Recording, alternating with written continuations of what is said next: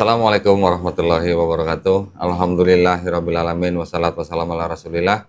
Senang sekali berjumpa kembali di channel Donditan dan Geram Mualaf Jakarta. Pada hari ini saya bersama dengan seorang ukhti ya. Assalamualaikum. Waalaikumsalam. Panggilannya Aisyah. Aisyah. Masya Allah. Aisyah ini adalah seorang mualaf yang fresh berarti ini ya. Belum sumur jagung berarti. Belum. Bersyahadat bulan 1 November. tahun 2023. Oh iya, baru bener nih berarti ya. Bersyahadat di mana? Di rumahnya Barut, salah satu dari Mualaf Center Indonesia. MCI ya? Iya, MCI. Masya Allah, iya ya. Sekarang berarti di bawah binaan siapa? Ustadz Yunan? Iya. Galak nggak Ustadz Yunan? Dikit. Oh, dikit. Ada orangnya di sini tuh. Tapi galaknya berarti karena sayang ya berarti ya. Tegas. Sayang kepada para mualaf-mualaf ya. Supaya imannya nggak melempem gitu ya. Alhamdulillah. Nah, Aisyah ini adalah salah seorang dulu dari Katolik ya? Ya. Betul. Dari Katolik akhirnya masuk Islam dikarenakan karena Ketidaksengajaan membaca. ketidaksengajaan. Gimana ceritanya? Nggak sengaja apa ya Maksudnya? Jadi itu temanku mau sholat, pinjam handphone buat download aplikasi untuk cek kiblat. Oh, kiblat. Akhirnya udahlah aku kasih pinjam. Terus itu setelah berapa hari dari itu aku lagi main handphone tiba-tiba itu kan aplikasinya Muslim Pro. Nah, oh, ada alarm. Ini ayat harian turun. Oh, ayat harian. Kan kalau ada notifikasi kan dia muncul gitu kan. Terus, iya. kebetulan itu suratnya surat Ali Imran. Masya Allah. Nah, Ingat ayat berapa? Kalau ayatnya berapa nggak tahu, tapi aku tahu ceritanya. Oh, bunyinya gimana? Ceritanya itu menceritakan tentang keluarganya Siti Maria. Siti Maryam. Kenapa kenapa Siti Maryam itu menjadi wanita yang benar-benar mulia banget gitu. Iya. Dan kenapa dia diberikan anak tanpa disentuh oleh laki-laki gitu. Jadi aku baca di situ jadinya penasaran, terus kayak sudut pandangku jadi beda gitu. Akhirnya baca-baca lagi kayak ya awalnya cuma baca-baca, akhirnya aku baca yang lain kan, surat yang lain, terus katanya itu random gitu. Terus kayak kok jadi sudut pandangku jadi ke Islam jadi beda gitu loh, beda. Apakah ini cuma rasa penasaran aja karena kan ya aku suka baca, maksudnya nggak suka baca banget tapi ini buku maksudnya baru gitu loh, sesuatu yang baru, menarik gitu. Jadi aku baca terus rasanya tuh beda banget rasanya. Bedanya maksudnya gimana? Berubah sudut pandangnya gitu? Iya gitu. Kayak apa ternyata Nabi Isa tuh bener-bener di sini dituliskan dikasih Injil gitu. Terus di situ ada ayat juga, aku cuma hafal bahasa Indonesianya, kisah perumpamaan dikasih kenapa dia konsep penciptaannya. Dia tuh konsep penciptanya tuh sama kayak Nabi Adam alaihissalam. Ya, bedanya itu ya kasarnya tuh bedanya bahan bakunya lah. Iya. Nabi Isa ini dari roh. Ya. Gitu. Semisal penciptaan Nabi Isa sama seperti Nabi Adam. Nabi Adam diciptakan dari tanah liat, Nabi Isa alaihissalam diciptakan dengan apa? Roh. Kun fayakun. Ya. Kayak gitu. Dengan firman. Terus? Jadi ya beda lah jadi cara pandangnya. Terus aku baca lagi, terus satu ketika tuh ya udah mungkin rasa penasaran aja. Terus ya udah aku kembali ke setelan pabrik karena aku Katolik. Setelan pabrik. Default maksudnya. Iya, default aku. Program default ya, atau factory reset gitu. Ya, terus aku di Katolik lah, tapi di Katolik tuh gimana ya? Itu mohon maaf, tadi kejadiannya temennya pinjem buat install aplikasi Muslim Pro itu kapan kira-kira? Aduh, itu masih inget nggak? Tahun 2023 juga enggak, atau 2022. Sebelumnya lagi? Oh, 22? Akhir tahun 2022. Oh, akhir 22. Oke. Terus. Cuman makanya itu selama 2023 tuh aku yang kayak struggling di Katolik gitu. Karena kan yang akhir tahun 2022 aku mengenal secara ketidaksengajaan, aku yang mencari tahu, aku aku baca, wah menarik. Aku kira cuma hanya menarik aja gitu, karena kan yaudah aku pasti punya iman di Katolik gitu. Kira di 2023 ini aku yang struggling, yang baliklah ke defaultnya gitu. Kayak wah kok ini rasanya kok aku doa nggak ada koneksi lah gitu. Biasanya kan aku ada koneksi. Aku baca ayat Alkitab, wah tersentuh hati gitu. Aku denger lagu-lagu rohani juga tersentuh gitu. Terus dengan berjalannya waktu, kok nggak ada koneksi, kok itu gimana ya? Gitu. Terasa hambar atau gimana? Ya biasa aja. Kan biasanya namanya juga iman kan pasti ada sesuatu yang kayak bisa naik turun gitu. Terus aku mikir gini, karena kan di situ apa karena lingkunganku gitu loh. Lingkunganku juga nggak semuanya Islam kan, apalagi di kantorku tuh macam-macam agamanya banyak. Ada yang Bhinneka Tunggal Ika lah pokoknya. Ada yang Hindu, ada yang Buddha, ada yang Kristen juga macam-macam, ada yang Katolik, ada yang KKBP, Tiberias gitu. Gitu. Macam-macam di kantorku. Kalau misalkan dari lingkungan nggak mungkin. Kalau misalkan dari orang terdekatku kayak nggak juga gitu loh, karena awalnya kan memang secara ketidaksengajaan yang jadinya tuh nyaman gitu. Yang minjem handphonenya untuk diinstal aplikasi itu teman sekantor? Teman sekantor gitu. Terus dengan berjalannya waktu, ya udahlah aku nggak terlalu dengan nyamannya aku, cuman kayak oh yaudah mungkin yang ceritanya bagus aja gitu. Dengan berjalannya waktu itu terus ya udahlah aku di Katolik, cuman kayak gereja ini segala macem. Terus diajak teman-temanku yang Kristen juga di kantor. Terus tapi kayak aduh kok nggak ini ya, nggak ada koneksi aku sama Tuhan ya gitu ya. Apa karena aku terlalu larut karena nggak ibadah gitu di gereja. Jadi gara-gara setelah dapat ayat yang di aplikasi itu terus mulai berkurang gitu ibadahnya? Iya, nggak berkurang, cuman kan intensitas seperti biasanya tuh berkurang dikit lah gitu. Tapi dibilang masih yang kayak tiap minggu ya masih gitu. Yang biasanya kadang tiap malam baca Alkitab ya baca Alkitab, walaupun cuma kayak satu kalimat gitu.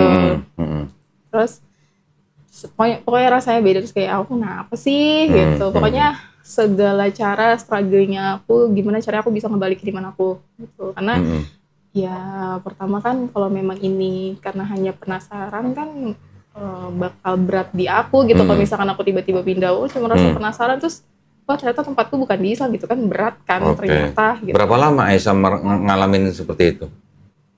Berapa lamanya? Ada setahun? Ada setahun. Tapi dari setahun nih, dari kejadian ini semua ya kok. Selama aku sekolah gitu, itu aku kan kalau di gereja itu ada namanya OMK. Apa tuh? Orang Muda Katolik. Ya kalau di Islam remaja masjid lah. Iya. Nah itu tuh aku berusaha buat gabung lah sama mereka di gereja, yang tiap minggu tuh ada main bulu tangkis, terus gabung, cuman macam kegiatan lah gitu ya. Kegiatan anak muda. Tapi aku tuh main sama mereka tuh gak nyambung. Gitu. Gak tahu ya, kalau ditanya, aku cerita sama temanku kayak kenapa sih emang butuh temen yang kayak gimana? Gak tahu gitu loh. Gak tahu kenapa. Itu tuh berkali-kali aku coba. Karena ya aku pengen, maksudnya gini, aku gak muluk-muluk pengen punya pasangan yang seiman. Setidaknya tuh aku punya temen. Bahkan aku 3 tahun sekolah di sekolah Katolik. Temanku, istilahnya sahabatku lah. 10 tahun sampai sekarang tuh Islam. Di sekolah itu. Gitu? Sahabat itu ya? Bener-bener dari masuk sekolah sampai sekarang tuh temannya sama yang Islam. Padahal itu sekolah Katolik. Dan aku juga punya teman, tapi lah aku cari temen di gereja, kayak di kampus itu ikut himpunan rohani Kristen. Kayak aku tuh memaksakan diri gitu loh. Apakah emang sifat aku yang introvert, nggak bisa bersosialisasi, tapi kayak aku mencoba untuk melunak, mencair, bisa masuk dengan obrolan mereka. Tapi aku tuh ngerasanya, wah kayak nggak bukan di sini bukan karena agama ya, mungkin perkumpulan orang-orang ini nggak bisa gitu. Jadi sebenarnya dari semenjak Aisyah sekolah itu sebenarnya sudah ada kayak semacam tidak ada chemistry-nya Iya, gitu ya? chemistry, berteman gitu Oh, loh. oke. Pertemanan lah, aku mencari pertemanan gitu. Gak ada. Bahkan kalau ikut kayak latihan kur gini segala macam. Oh, pernah jadi penyanyi kur juga? Iya. Oh, suaranya bagus kalau gitu Enggak dong. juga sih. Terus Suara berapa?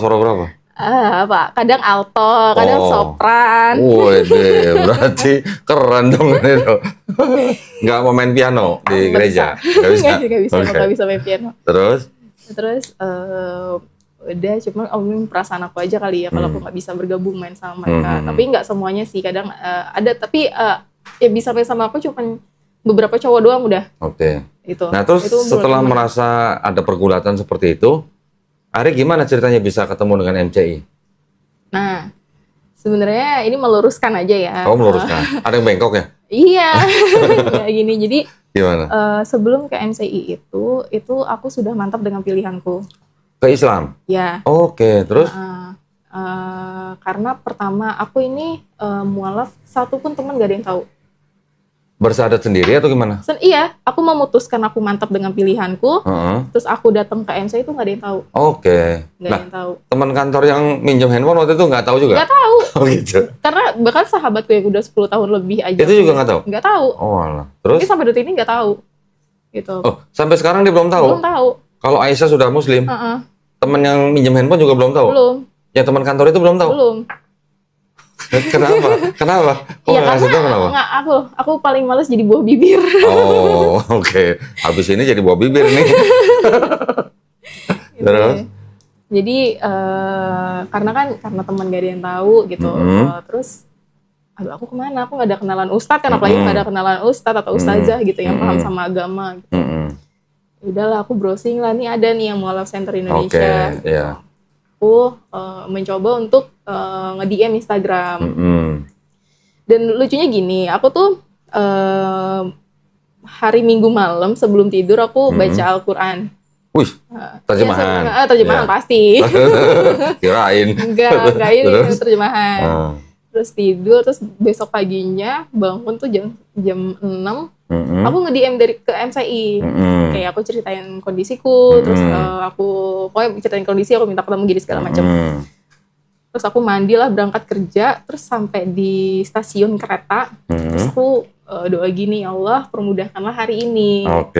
Padahal doa itu kan general ya, karena aku mau kerja, aktivitas gitu. Setelah doa dari itu tuh langsung dibalas DM-nya dari MCI. Bener-bener handphone tuh langsung getar. Terus kayak udah langsung aku nangis kan, karena aku gampang nangis. Sedih, terharu kayak ini dimudahkan banget gitu.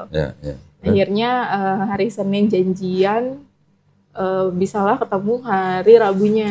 Di MCI mana tuh? Yang di mana? Yang di Depok, di Rumah Yang Baratno. Oh, Rumah Yang Baratno. Oke. Terus pertemuan pertama itu aku nggak ada ekspektasi untuk langsung syahadat. Aku kira perkenalan aja, kayak kondisiku kenapa, biar kayak mungkin orang lain kan akan menilai, wah nih orang belum siap gitu, takutnya malah nggak kuat iman, malah goyah gitu. Nah, ternyata aku juga di situ langsung syahadat. Sama Baratno? Dan dipaksa nggak sama Baratno? Enggak, justru nggak ada pemaksaan, karena aku bilang sama Baratno, Mbak, aku tuh walaupun aku nggak melakukan ini, satu jadi kendala aku itu di orang tuaku. Karena aku tahu karakter orang tuaku kayak gimana, keluarga aku kayak gimana, segala macem gitu.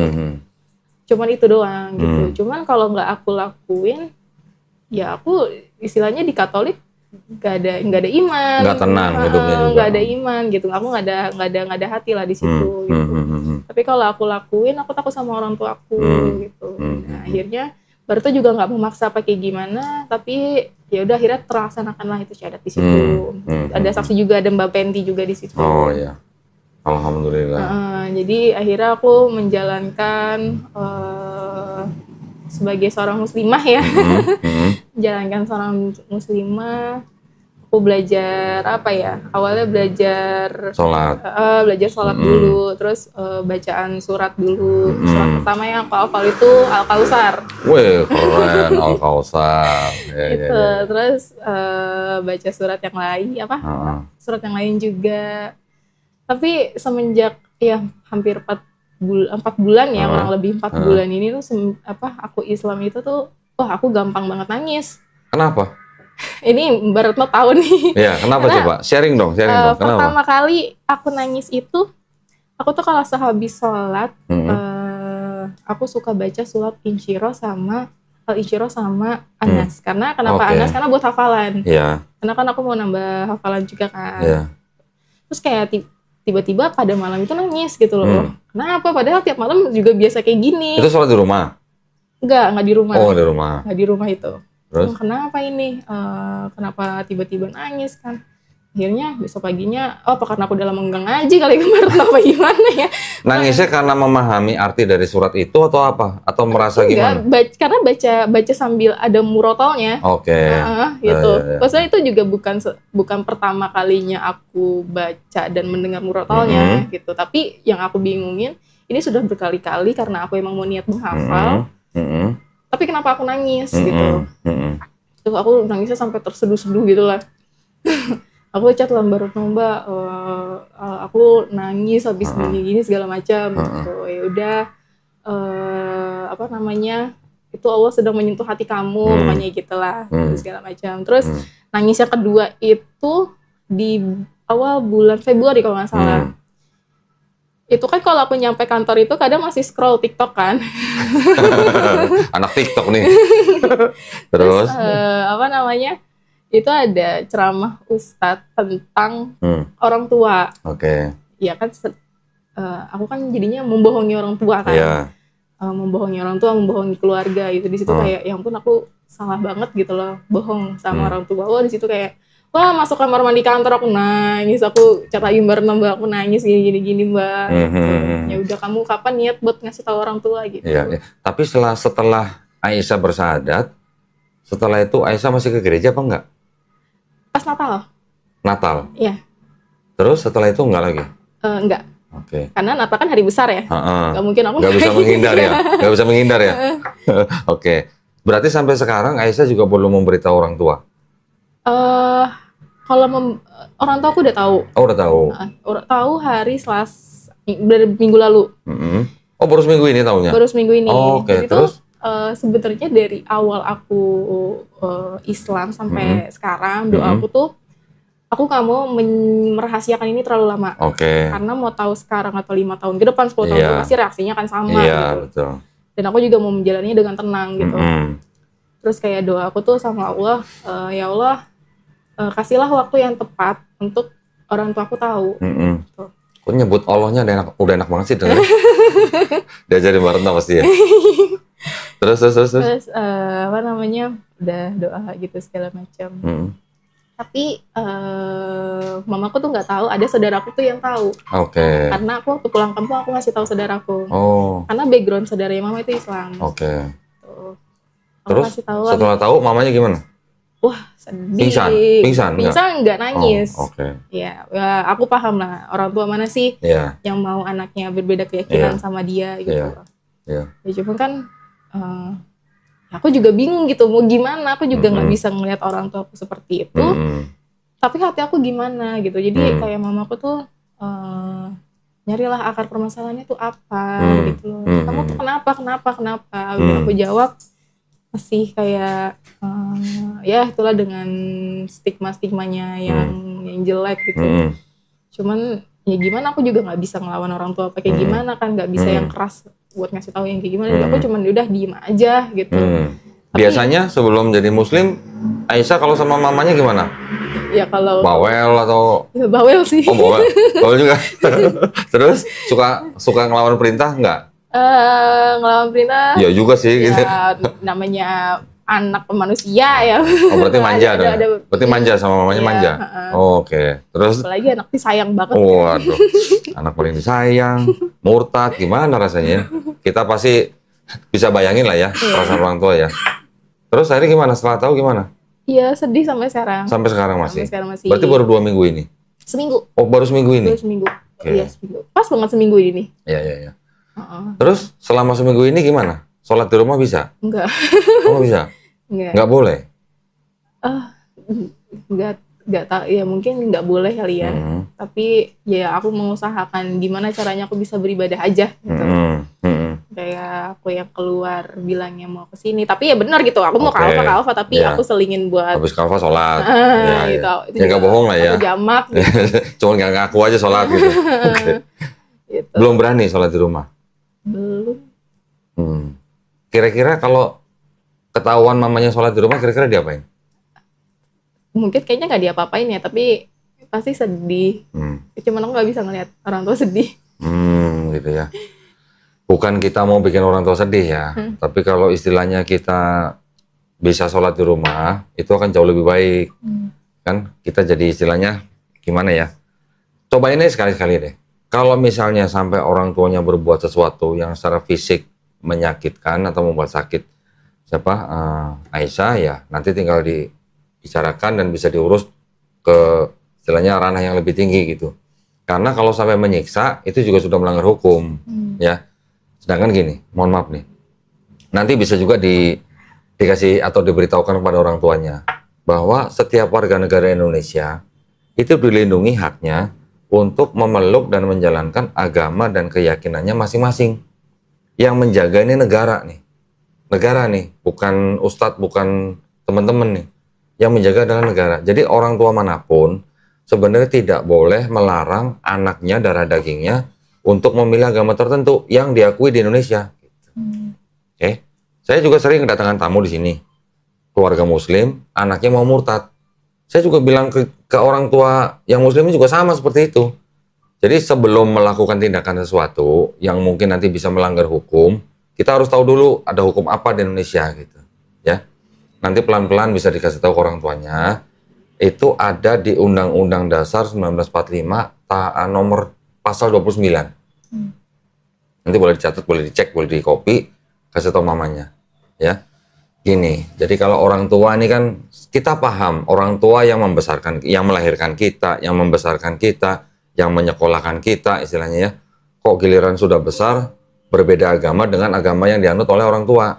Bahkan banyak orang tua bilang begini, kamu udah dilahirin, udah disekolahin, udah dikasih makan, gede, keluar dari agama orang tua. Loh, emang ada agama orang tua?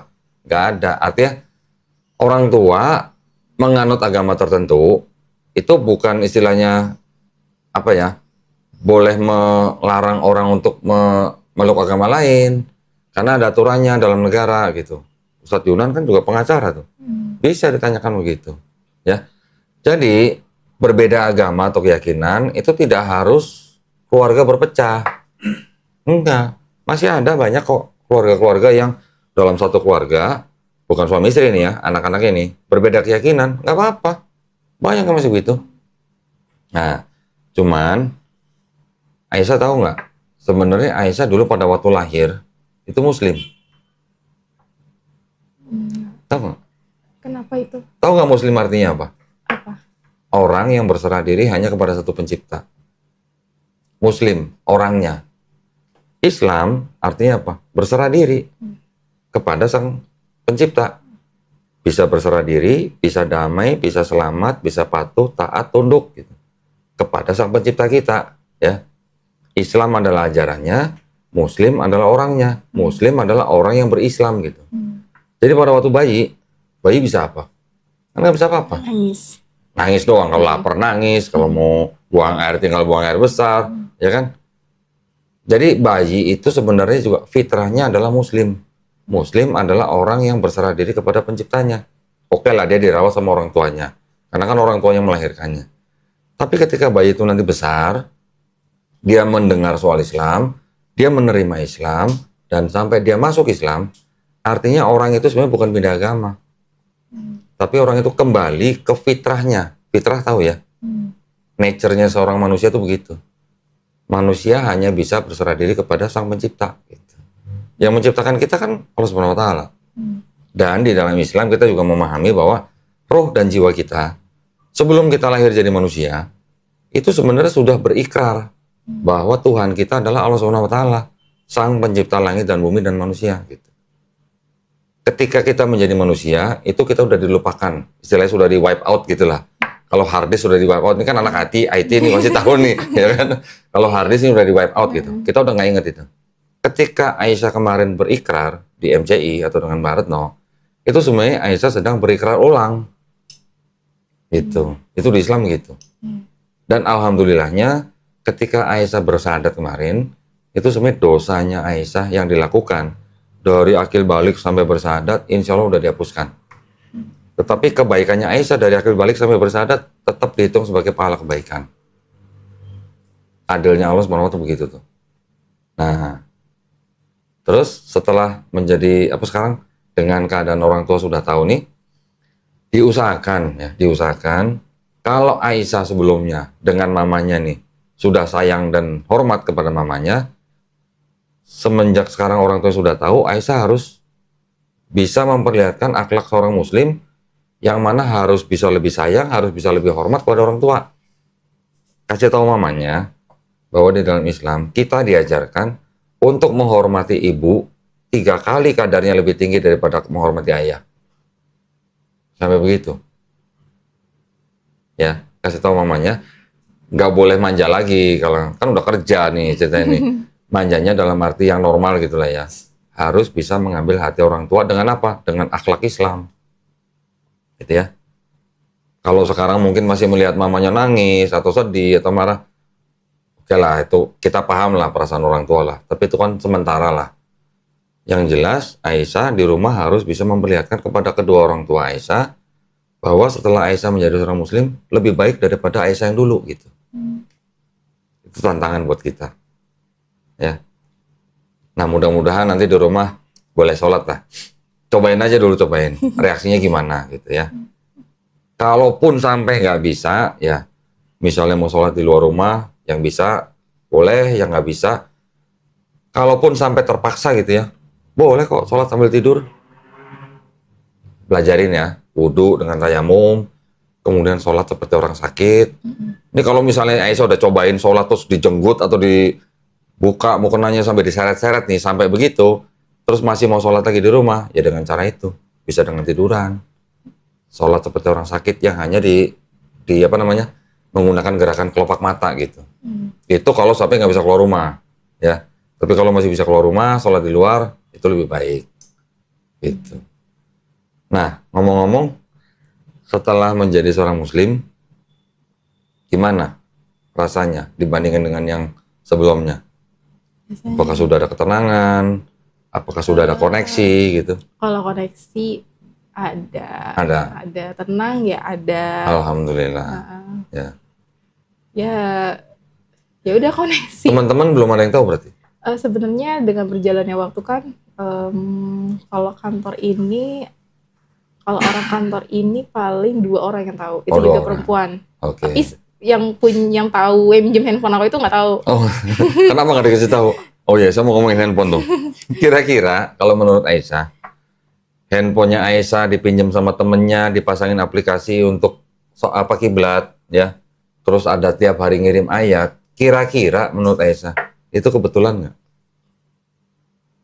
Kebetulan. Hah? Kebetulan. Karena ceritanya kan mungkin kalau di Katolik itu Bunda Maria ya. Bunda Maria. Nggak ada yang kebetulan di Islam. Nggak ada yang kebetulan. Kita ketemu hari ini juga nggak ada yang kebetulan. Daun kering jatuh dari pohon, itu kalau bukan atas izin Allah SWT nggak mungkin jatuh. Jadi handphonenya Aisyah dipinjam sama temennya, diinstallin aplikasi buat kiblat, sampai ada ayat-ayat Quran yang tiap hari kirim ke Aisyah, itu bukan kebetulan. Itu adalah caranya Allah SWT untuk memberikan hidayah kepada Aisyah. Dan Aisyah menjemput hidayah itu. Gitu. Ya. Perlu diperenungkan gitulah ya. Jadi Aisyah sebenarnya Aisyah adalah orang yang paling beruntung di muka bumi. Karena diberikan hidayah itu dan Aisyah menjemput hidayah. Hidayah itu kan memang sudah wajib disediakan oleh Allah SWT ya. Salah satunya adalah dengan Quran.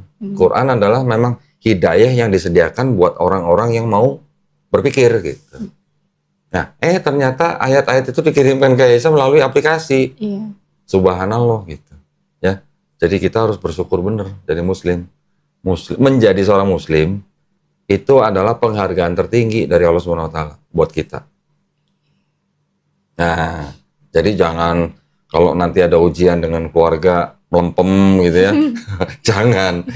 Kita harus tetap tingkatin iman kita dan takwa. Takwa itu bagus banget loh. Pernah tahu arti takwa apa? Belum tahu secara detail. Takwa itu arti simpelnya lah ya. Melaksanakan perintahnya, menjauhi larangannya. Tetapi kalau mau dipikirin sedikit nih, takwa itu seperti orang begini. Seolah-olah kita sedang berjalan di sebuah jalan. Di jalan itu banyak perangkap nih, entah duri, entah macam-macam lah, entah paku atau apa. Tapi kita bisa melihat perangkap itu gitu. Kita berjalan melalui jalan itu, kita kan jalan harus hati-hati. Gak bisa dong kita sembarang main lari aja begitu kan. Bisa-bisa kaki kita kena duri kan. Tapi kalau kita jalan hati-hati, ada duri sini, kita menjauh sedikit. Kita milih jalannya. Itulah seperti orang yang begitu tuh orang bertakwa. Kita hati-hati dengan apa?